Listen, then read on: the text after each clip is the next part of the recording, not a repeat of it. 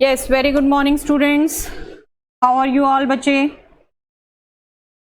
बेटे last class में हमने एप्लीकेशन ऑफ डेरिवेटिव स्टार्ट किया था और उसमें हमने किया था rate of change of quantities. आपको क्लियर कट बता भी दिया था बेटे, rate of change of quantities as such इस साल के कोर्स में नहीं आना। We are doing all this just for knowledge purpose, okay. और कल तो मैंने आपको पूरा कंप्लीट सिलेबस भेज दिया है, आपने एक बार देख लिया होगा वो क्या आना है क्या नहीं आना, ठीक है। उसको आप रेफ़र करेंगे जब भी आपको डिटेल आपने जाननी है, ओके। आज बेटे हम टॉपिक स्टार्ट कर रहे हैं tangents and normals and that is very much in the course, okay. हमारे एप्लीकेशन ऑफ डेरिवेटिव्स में जो दो टॉपिक नहीं आने, that is rate of change of quantities, वो जो हमने मिनिमम ही किया है, एंड अप्रॉक्सीमेशन, ठीक है। उसको भी हम करेंगे ज़रूर थोड़ा कुछ, लेकिन मिनिमम करेंगे, ओके। ये टॉपिक हमने डिटेल में करने हैं। आप टेंजेंट्स एंड नॉर्मल्स आना है प्रॉपरली। टेंजेंट्स एंड नॉर्मल बेटे स्टार्ट करने से पहले आई वांट टू रिवाइज सब कंसेप्ट्स ऑफ 11th क्लास, जो हम कर चुके हैं 11th क्लास में, वो कंसेप्ट्स मैं चाहती हूँ रिवाइज करना आपके साथ। सबसे पहले बेटे लाइंस हमने रिकॉल करनी है, और लाइंस में हमने सबसे पहले 11th क्लास में किया था slope of a line, right. Slope of a line आप रिकॉल करें, just recall by this figure. ये लाइन है हमारे, ठीक है। ये लाइन एक्स एक्सिस के पॉजिटिव डायरेक्शन के साथ थीटा एंगल बना रही है, राइट, ओके। तो हम इस लाइन का स्लोप किसको कहते हैं बेटे? Tangent theta, right. याद आया सबको ना? Slope of the line making angle theta with positive direction of x axis is actually tangent of theta, okay, clear, okay. अब जब स्लोप की बात कर रहे हैं तो बेटे स्लोप में ही आप ध्यान रख लीजिए, एक्स एक्सिस अपने साथ ही क्या एंगल बना रहा है बेटा? ज़ीरो। तो एक्स एक्सिस का स्लोप क्या हो जाएगा? Tangent of zero, and that is zero itself, right. और उधर से आप बात करें slope of y axis that means perpendicular to x axis. Y axis का एक्स एक्सिस के साथ क्या एंगल होगा? 90 डिग्री, राइट। तो वाई एक्सिस का एक्स एक्सिस के साथ एंगल 90 डिग्री है, तो स्लोप क्या हो गया? Tangent 90 degree, and tangent 90 degree means not defined, right, not defined. But आप in terms of sine and cos देखो, sine theta upon cos theta, sine 90 upon cos 90, sine 90 is 1, cos 90 is 0, तो tan theta is actually 1 upon 0, ठीक है। आपको ये 11th class में trigonometric table recall करते ही मैंने क्लियर कर दिया था।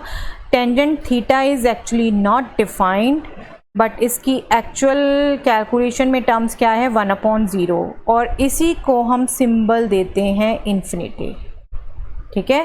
ये जस्ट रिप्रेजेंटेशन है, क्लियर कट अपने माइंड में ध्यान रखिएगा बेटे। Infinity is not exactly a defined number, not defined को ही इनफैक्ट हम इन्फिनिटी कह रहे हैं, रिप्रेजेंटेशन दे रहे हैं, जिसको हम कैलकुलेशन पर्पस के लिए, क्योंकि कोई लाइन एक्स एक्सिस के परपेंडिकुलर भी तो हो सकती है ना, हमें यूज़ करना पड़ेगा, ठीक है। तो हम कैलकुलेशन पर्पस के लिए उसको 1 अपॉन 0 यूज़ करेंगे।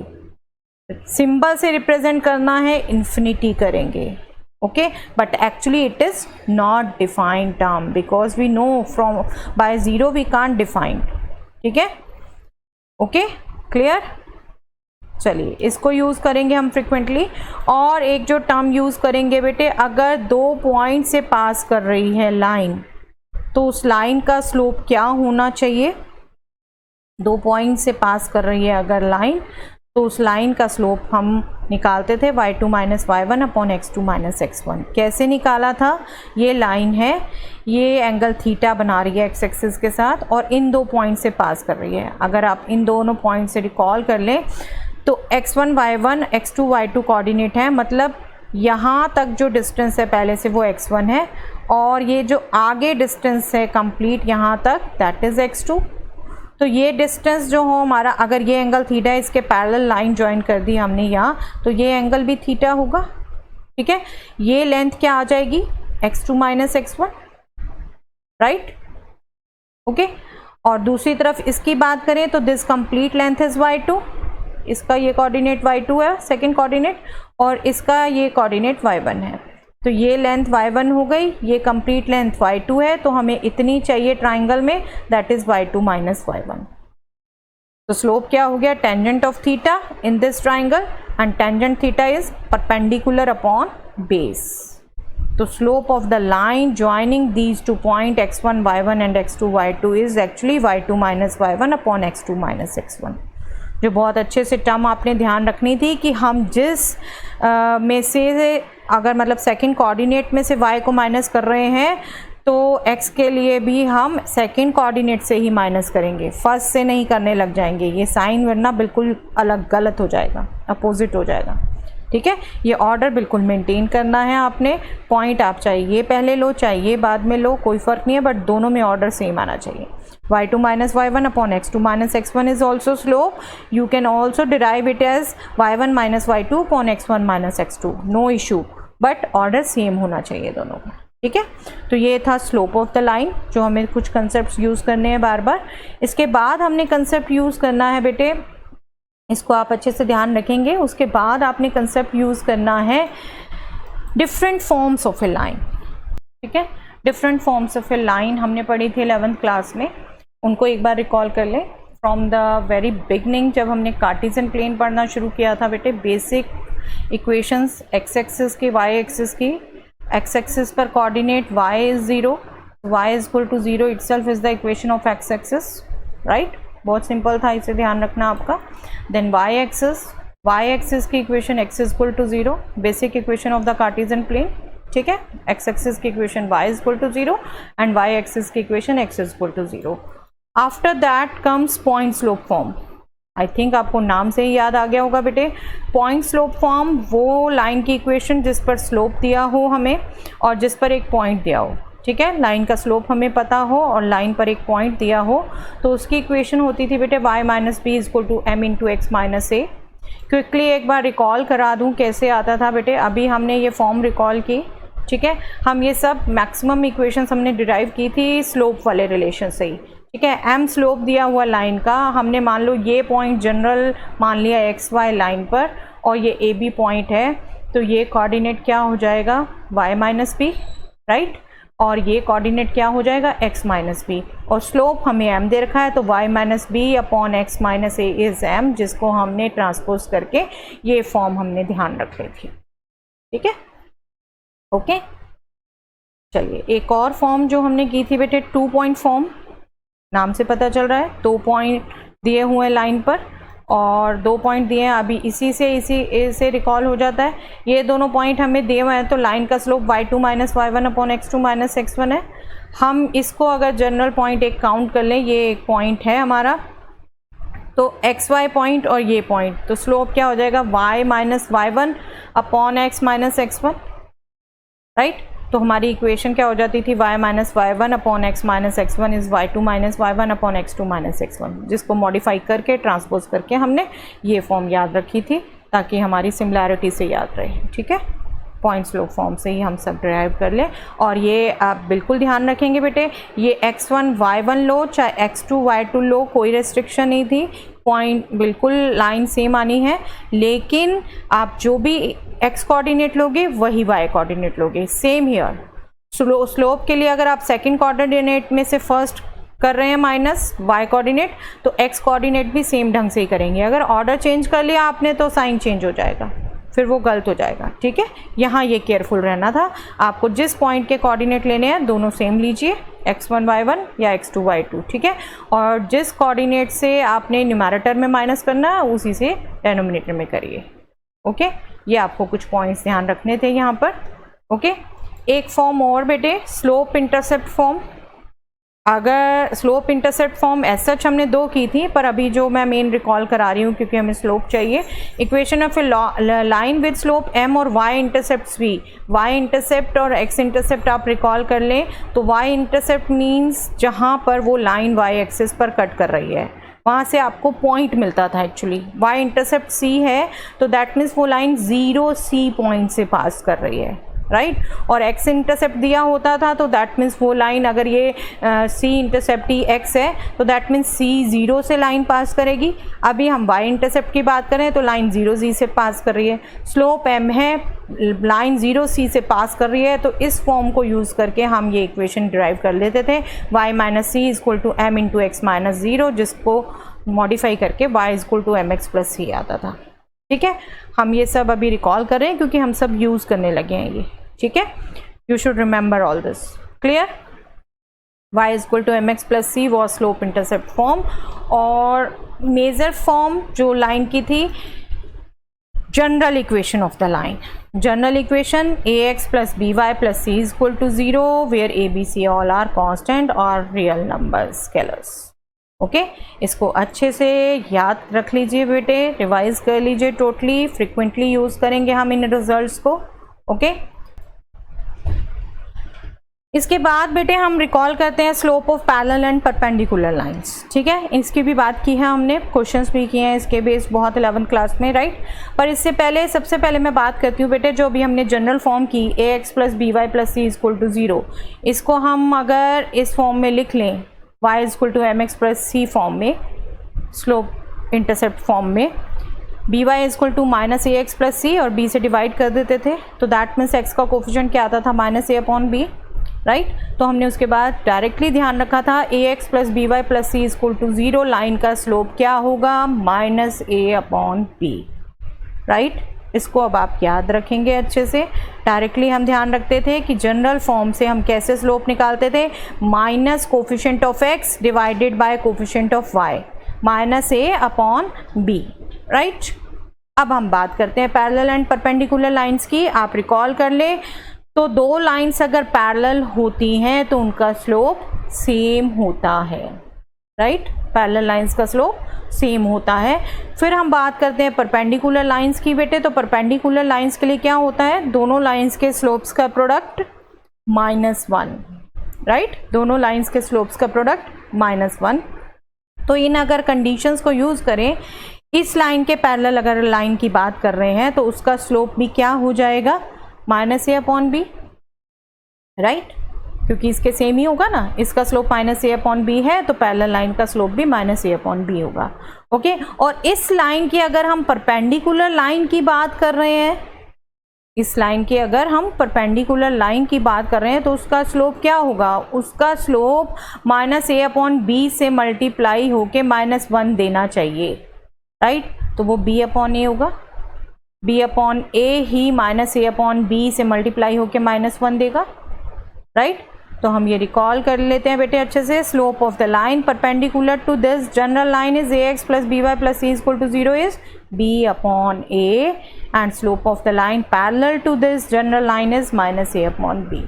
ओके, ये अच्छे से याद रख लीजिए, इनको हम बहुत फ्रिक्वेंटली यूज़ करेंगे रिजल्ट्स को। You should remember all this. Okay, अब बात करते हैं बेटे हम टेंजेंट्स एंड नॉर्मल्स की, and that are nothing new. आप ये टर्म्स बिल्कुल ज्योमेट्री जब पढ़ रहे थे छोटी क्लासेस में तब से ही सीख चुके हैं, बट एक बार हम फॉर्मली डेफिनेशन रिकॉल कर लेते हैं इसकी बेटा। टेंजेंट आप क्या बात करते हैं, अगर कोई भी कर्व है तो उस कर्व के किसी पॉइंट पर टेंजेंट मतलब वो लाइन जो उसको सिर्फ उस पॉइंट पर टच करके जा रही है, ठीक है। एक से ज़्यादा पॉइंट उस लाइन और कर्व में कॉमन नहीं है, सिर्फ वो सिंगल पॉइंट कॉमन है, ठीक है। और नॉर्मल की बात करें हम तो नॉर्मल वो लाइन जो टेंजेंट पर परपेंडिकुलर है, जो टेंजेंट पर परपेंडिकुलर है। Okay, clear?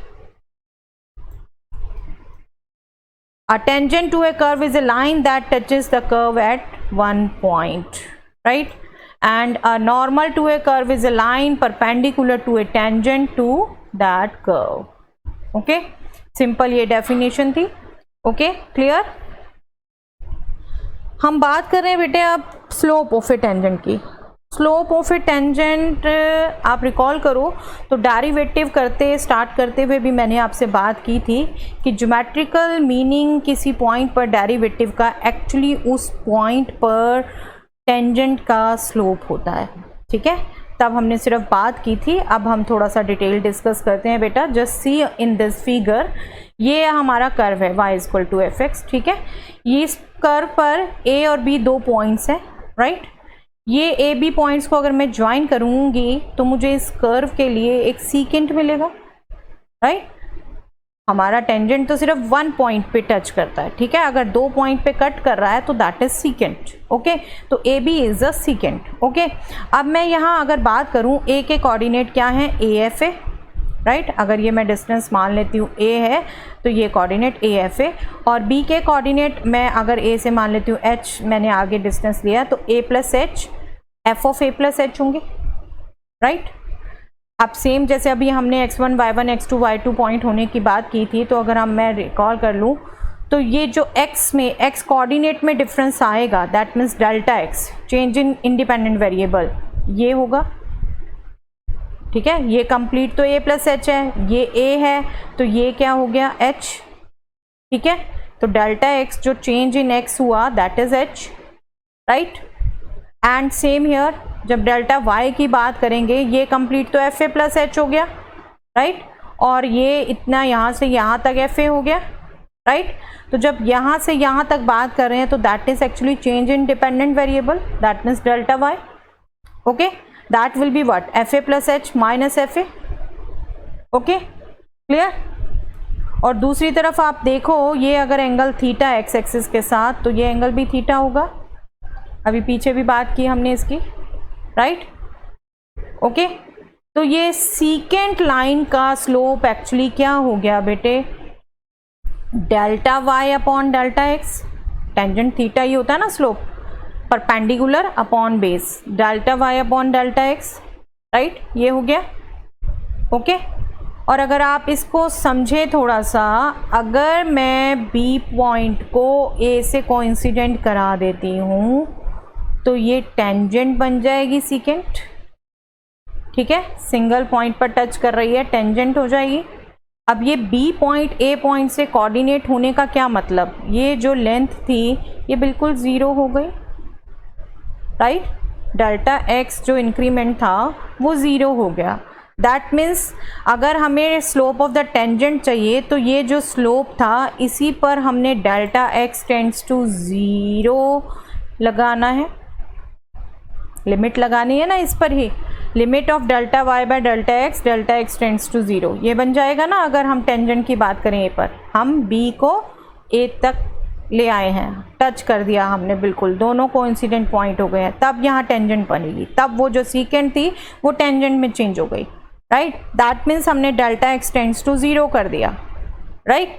तो दैट मीन्स अब टेंजेंट का स्लोप क्या बन गया, limit delta x tends to zero of delta y upon delta x, right. And this is nothing but dy by dx, first principle से यही किया है ना हमने, this is nothing but dy by dx। That means tangent जो a पर होगी उसका स्लोप क्या हो गया, derivative of this function at this point, okay, clear. I hope it is clear to everyone, ठीक है। अदरवाइज आप पॉज करके दोबारा देख सकते हैं, कमेंट सेक्शन में पूछ सकते हैं, चैनल में पूछ सकते हैं, ठीक है, दैट्स योर विश, ओके। चलिए अब बात करें हम बेटे, तो हमने स्लोप अभी कहा था टेंजेंट थीटा को, तो हमारा मीनिंग क्या हो गया, स्लोप एक्चुअली टेंजेंट थीटा भी है और dy बाय dx भी है। If a tangent line to the curve y is equal to fx makes an angle theta with axis in the positive direction, अभी बात की ना हमने slope of the tangent, tangent theta होगा, तो tangent theta भी स्लोप हो सकता है, dy बाय dx भी हो सकता है। हमें क्या बेसिक टर्म्स दे रखी हैं हम उसके अकॉर्डिंग निकालेंगे, राइट, ओके। तो clear slope of the tangent, और जब स्लोप ऑफ द टेंजेंट हमें पता चल गया, हमें कोई पॉइंट उस पर पता हो, तो हम टेंजेंट की लाइन्स हम ईजिली निकाल सकते हैं, ओके, राइट। तो अब बात करते हैं बेटे टेंजेंट की इक्वेशन की और स्लोप की, ओके। स्लोप तो अभी हमने कर लिया, एक बार इसको सिस्टमैटिकली लिख लेते हैं।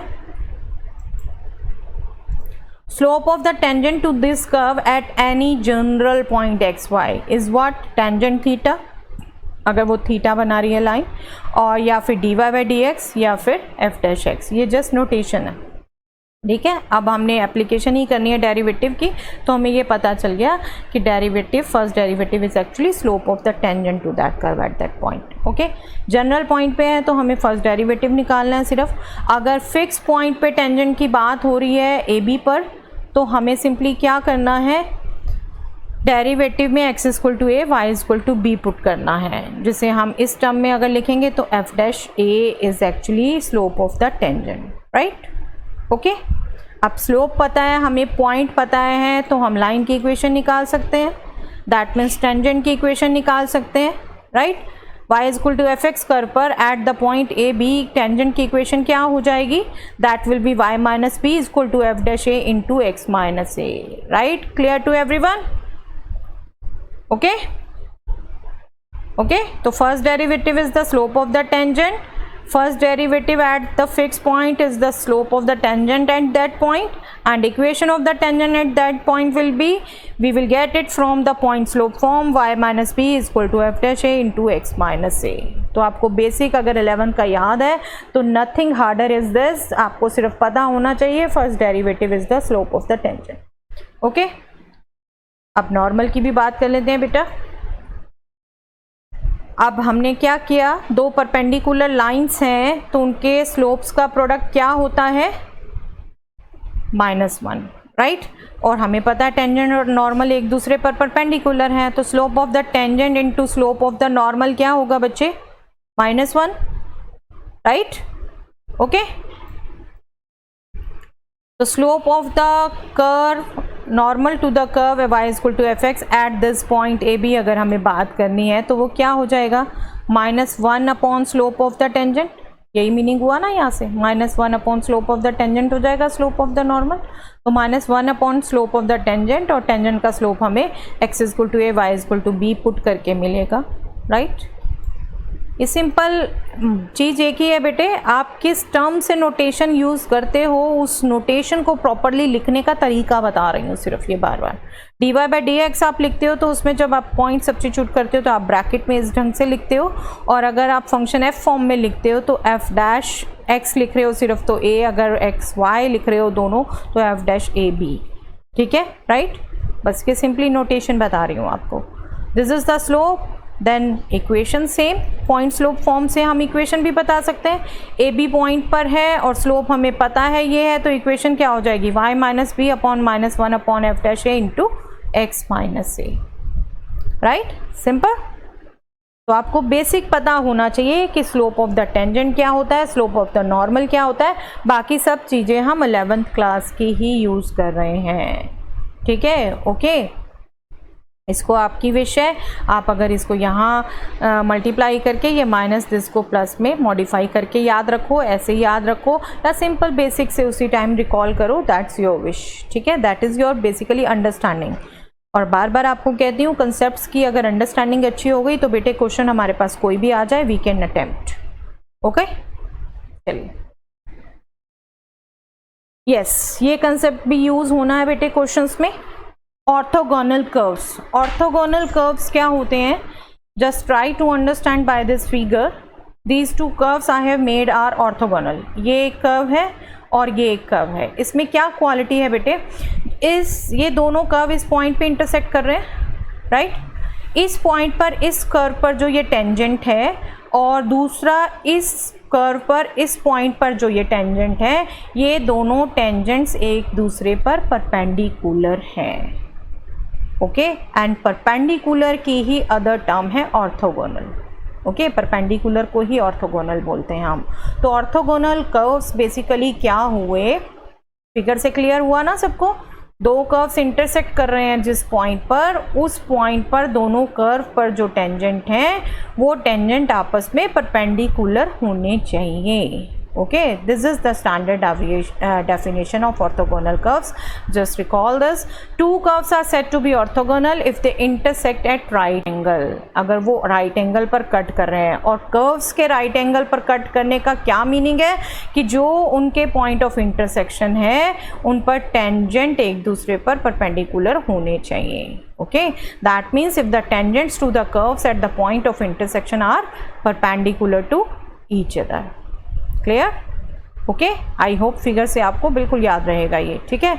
और अगर ये दोनों टेंजेंट्स एक दूसरे पर परपेंडिकुलर हैं तो बेटे इसका मतलब क्या हुआ कि कर्व्स ऑर्थोगोनल कब हैं, जब उनके पॉइंट ऑफ इंटरसेक्शन पर टेंजेंट्स का, जो उन पर टेंजेंट्स हैं, स्लोप का प्रोडक्ट -1 है।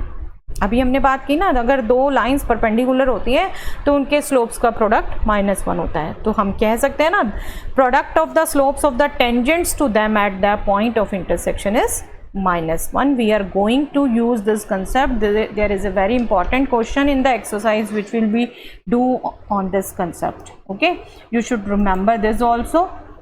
Okay, we are going to use it. Yes, एक जो और फ्रिक्वेंटली हमें क्वेश्चन आने वाले हैं बेटे, आज मैं आपको कंसेप्ट ही क्लियर कर रही हूँ सभी, ये कंसेप्ट अच्छे से आप रिवाइज कर लेंगे, हम क्वेश्चंस नेक्स्ट टाइम से करेंगे, right. Equation of the tangent and normal to the curve y equal to fx at the point AB parallel to x axis और y एक्सिस। अगर टेंजेंट नॉर्मल, टेंजेंट हमें कह रखा है x एक्सिस के parallel या y एक्सिस के parallel, और या नॉर्मल कह रखा है हमें x एक्सिस या y एक्सिस के पैरेलल, तो उन्हें कैसे निकालेंगे हम, उनको हम, तरीका तो ये है जो हमें अभी पता है सारी है, लेकिन हम 1 मार्कर के हिसाब से क्विकली उन्हें फाइंड आउट कर सकते हैं, उनको याद रख सकते हैं। जस्ट सी दिस फिगर, ये हमारा कर्व है, ठीक है। यहाँ A पॉइंट पर टेंजेंट की बात कर रहे हैं, क्लियर कट दिख रहा है, ये x एक्सिस के पैरेलल है, this is the x axis and this is the y axis. Okay, this is parallel to x axis, that means tangent is parallel to x axis. Okay, अब ये point के coordinates अगर A B हैं तो आप इस line की equation recall कर सकते हैं, line parallel to x axis, हम फटाफट बता पाते हैं बेटे, this is y equal to b, ठीक है।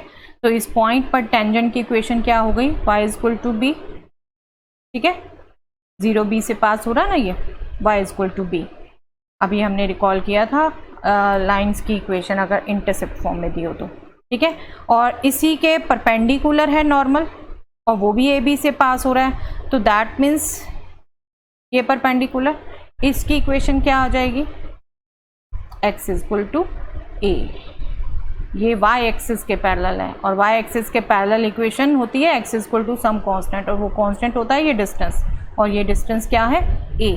तो नॉर्मल की इक्वेशन हो गई x equal to a, tangent की इक्वेशन हो गई y इक्वल टू बी। अगर जो हमारा tangent at the point a b चाहिए हमें, और वो x एक्सिस के पैरेलल है, ठीक है। इनको बिल्कुल ध्यान रखेंगे हम अच्छे से, 4 1 मार्कर्स हम क्विकली फटाफट लिख सकते हैं, नो डाउट। उससे अबव 2-4 मार्क्स के लिए हम सारी कैलकुलेशन करेंगे, सब जो हम बात डिस्कस कर रहे हैं वो लिखेंगे, बट 1 मार्कर के लिए आपको ये फटाफट पता होनी चाहिए। अब ये दूसरा कर्व देखो, ये दूसरे कर्व में हम बात कर रहे हैं, तो tangent at the point a is clearly shown that it is parallel to y axis. Okay, तो टेंजेंट क्या हो गया, x equal to constant, constant कौन सा होगा, जो a पॉइंट का डिस्टेंस है y एक्सिस से, and that is x coordinate, that is x equal to a, right. और उधर से नॉर्मल क्या हो जाएगा, नॉर्मल x एक्सिस के पैरेलल होगा, तो नॉर्मल की इक्वेशन क्या हो गई, y equal to b distance है ना इसका, ये x एक्सिस से। Okay, clear. तो ये आपको बाय फिगर भी ध्यान रहेगा, और अदरवाइज ये टेबल से भी ध्यान रखिए बेटे बिल्कुल अच्छे से। x एक्सिस के पैरेलल है अगर, टेंजेंट की इक्वेशन होगी y equal to b, definitely point a b की बात कर रहे हैं हम, पॉइंट ए बी पे बात कर रहे हैं, तो y equal to b tangent की इक्वेशन होगी, and x equal to a normal की इक्वेशन होगी जब पैरेलल टू x एक्सिस है, एंड जब पैरेलल टू y एक्सिस होगा, या फिर हम कहें परपेंडिकुलर टू x एक्सिस, इसमें भी हम बिल्कुल यूज़ कर सकते हैं परपेंडिकुलर टू y एक्सिस, ठीक है। अब परपेंडिकुलर टू x एक्सिस या पैरेलल टू y एक्सिस बात कर रहे थे, तो टेंजेंट की equation x equal to a ये आई थी हमारी, और नॉर्मल की equation y equal to b। Okay, I hope ये फिगर की हेल्प से आपको बहुत क्लियर याद रहेगा, इस फिगर को अच्छे से ध्यान रखिए बेटा, ठीक है। तो ये कंसेप्ट्स आप अच्छे से रिवाइज कर लेंगे बच्चे सभी, हम नेक्स्ट क्लास में क्वेश्चंस करेंगे। ओके, नेक्स्ट क्लास में क्वेश्चंस करेंगे, बिल्कुल कंसेप्ट्स अच्छे से रिवाइज कर लीजिए। थैंक्स एवरीवन, मिलते हैं फिर नेक्स्ट क्लास में।